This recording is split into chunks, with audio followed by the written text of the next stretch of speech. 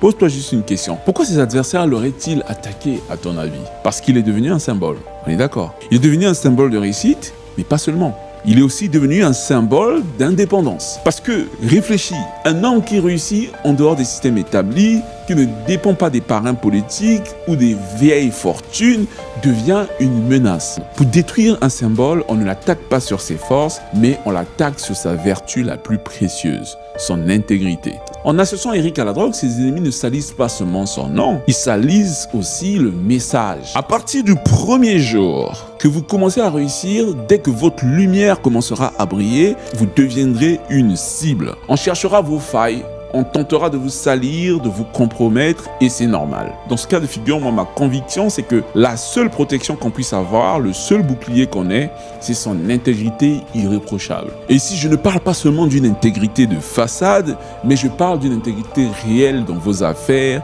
dans vos relations et même dans vos pensées. Car si Eric a vraiment été piégé, c'est peut-être aussi parce qu'il y avait une faille. La réalité, c'est que Eric a été libéré, donc il n'est plus poursuivi. Il est de retour à Kinshasa. Il se défend, il crie au complot, à la trahison. Il accuse les boss de Kinshasa d'avoir orchestré sa chute. L'histoire d'Eric, c'est un miroir qui nous renvoie à notre propre image. L'image complexe, parfois effrayante, de nos propres rapports au succès, à l'argent et à la morale.